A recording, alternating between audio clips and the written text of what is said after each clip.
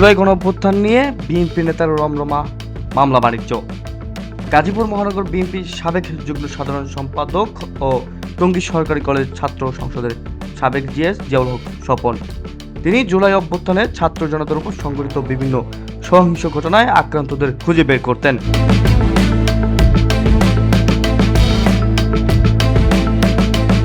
পরে তাদের পরিবারের সদস্যদের নিয়ে থানায় কিংবা আদালতে মামলা করার জন্য আবেদন তৈরি করেন।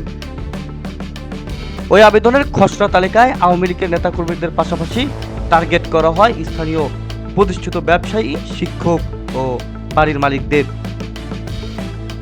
পরে ওই মামলা থেকে নাম বাদ দেওয়ার কথা বলে তিনি মোটা অঙ্কের টাকা দাবি করেন।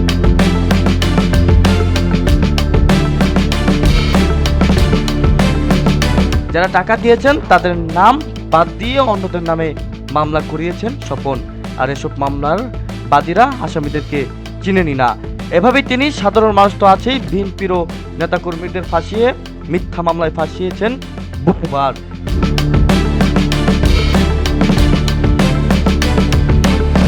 ফ্যাসিস্ট শেখ হাসিনা সরকারের আমলে মহানগর আওয়ামী লীগ নেতাকর্মীদের সঙ্গে সখ্যতা গড়ে তুলে অবৈধ সুযোগ সুবিধা নেওয়ার অভিযোগ রয়েছে স্বপনের বিরুদ্ধে।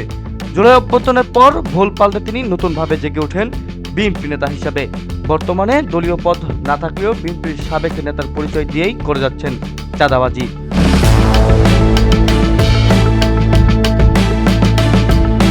স্থানীয় সূত্র বলছেন, জিয়াউল হক ওরফে জিএস স্বপন টঙ্গীর লেদুমুল্লা রোডের কফিল উদ্দিন দেওয়ানের ছেলে। তিনি আইনজীবী হওয়ার সুবাদে বিভিন্নভাবে জিম্মি করে মামলা বাণিজ্য করেন।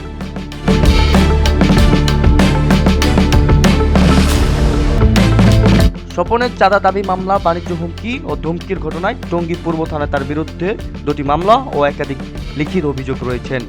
রাজধানীর উত্তরা পূর্ব থানা শিলা আক্তার নামে এক নারী বৈষম্যবিরোধী ছাত্র আন্দোলনের হত্যাযজ্ঞের অভিযোগে 271 জনকে আসামি করে মামলা করেন। ওই মামলায় 165 নম্বর আসামি গাজীপুর মহানগর 50 নম্বর ওয়ার্ড বিএনপির সাবেক সহসভাপতি এবং বর্তমান সদস্য মুরাদ হোসেন বকুল। তিনি অভিযোগ করেন, স্বপন চাঁদা না পেয়ে তাকে মামলায় ফাঁসিয়েছেন। মামলার আসামিদেরকে চিনেন নাকি এমন প্রশ্নে শিলা বলেন, এই বিষয়ে স্বপন ভাইয়ের সঙ্গে কথা বলেন। স্থানীয় সূত্রগুলো বলেছেন, আওয়ামী লীগ শাসনামলে স্বপন পুলিশের সাবেক আইজি বেনজির আহমেদের ঘনিষ্ঠ ব্যক্তি পরিচয়ে চাঁদাবাজি করতেন। বেনজিরের সঙ্গে তার একাধিক ছবি সামাজিক যোগাযোগ মাধ্যমে পাওয়া যায়। এছাড়া তাকে প্রায় দেখা যেত গাজীপুর সিটি কর্পোরেশনের সাবেক মেয়র ও মহানগর আওয়ামী লীগের সাবেক সাধারণ সম্পাদক জাহাঙ্গীর আলমের বাসায়। টঙ্গী পূর্ব থানা বিএনপির সভাপতি সরকার জাবেদ আহমেদ সুমন বলেন, শুধু মুরাদি নন, চাঁদা না দেওয়ায় স্বপন অনেককেই মিথ্যা মামলায় ফাঁসিয়েছেন। তিনি বিএনপি থেকে পদত্যাগ করেছিলেন, কিন্তু এখন কার আশ্রয় বা প্রশ্রয় এসব করেছেন তা তদন্ত হওয়া উচিত। Report, people voice.